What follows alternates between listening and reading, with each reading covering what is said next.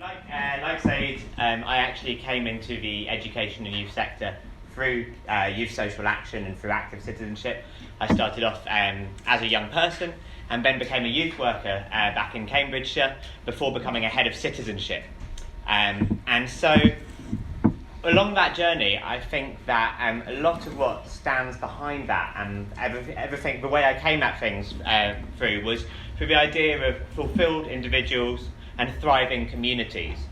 And now, as 20 years on, I run the Centre for Education and Youth, and that's a big part of the lens through which we look at everything that affects young people, and it's a big influence on what we do. And so that's going to be something I come back to in what I want to say today. But I want to start off by building a bit on what Seb said about this term of social mobility, and why I think actually we need to reject that term and go back to that idea of those fulfilled individuals in thriving communities. So why do I think we should reject this idea of social mobility? I actually think there's 3 reasons why it's not a helpful term. So the first one is that I think actually social mobility is a term that's used to justify inequality. Because if there's social mobility, we claim, well, it's fair enough, you had the opportunity to do better for yourself. And the fact that you didn't was, well, it's kind of your fault, so that inequality is okay. So I reject it because of that, because I don't think we should be justifying inequality where people don't have the opportunities that they deserve.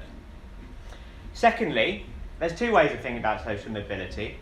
Either you think that more people should be moving up, or you think, and there should therefore be more spaces at the top, or you think people should be moving up and down. And actually, funnily enough, it's not that popular an idea to say that we should have downward social mobility. But you can't claim you want social mobility unless you accept that some people are going to go down, whatever this strange hierarchy you're moving up and down is. Or you're just saying that there should be more opportunities at the top.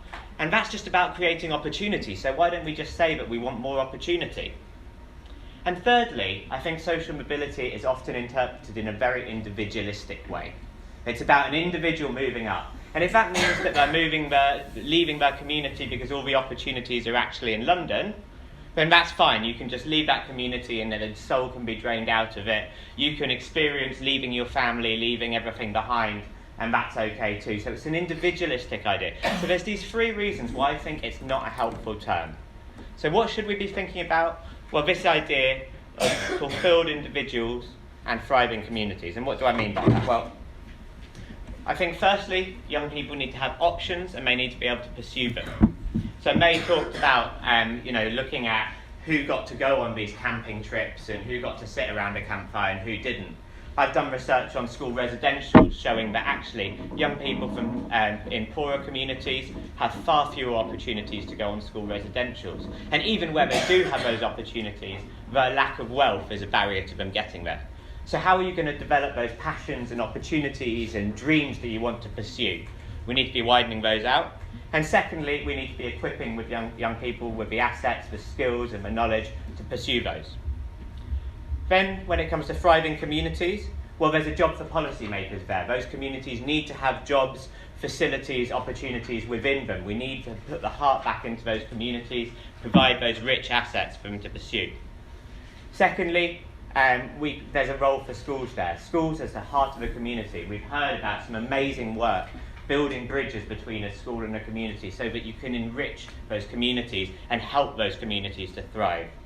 And thirdly, returning to that idea of young people as active agents, because Ruth's given us amazing examples, Said's given us amazing examples of how young people can be active agents in that.